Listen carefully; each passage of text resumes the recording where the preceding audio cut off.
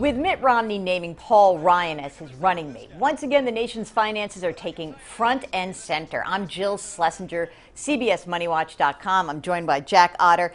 Jack, Paul Ryan was the architect of the Republican budget, and it's pretty interesting because we've got a lot of information about it. What's the best part of that budget? I think the best part is that he brings the debt and the deficit into sharp relief and says, look, this is a really serious problem. We need to go about solving it. His way of solving it, of course, is radical. It annoys a lot of people, but at least he's saying, look, this is a problem we've got to deal with. And you know what the problem that I have with it is that as much as I like to say there's some real good specific stuff, there's stuff that's left unsaid. So he says, okay, I'm not going to touch Social Security. I'm not going to touch defense.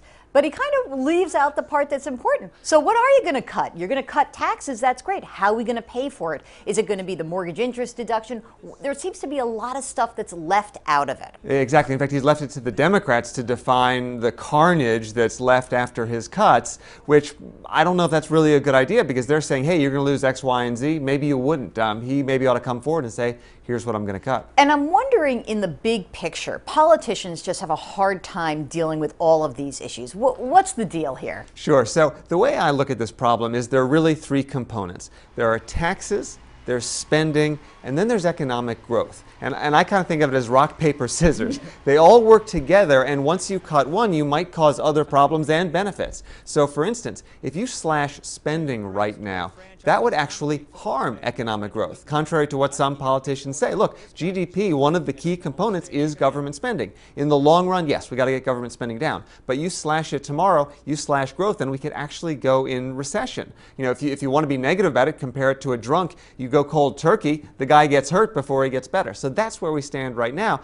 And I think the Democrats are willing to point that out, and they're willing to point out all the problems that you'd get by cutting spending, the carnage, they call it, among lower income people. But what they don't really want to focus on is this growing debt and deficit.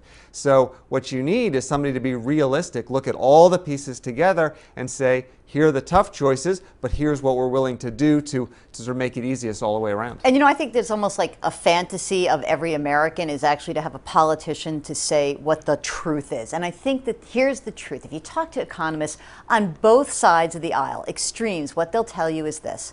You know what? We are going to see taxes rise for most Americans. That's how it's going to be a big component of it.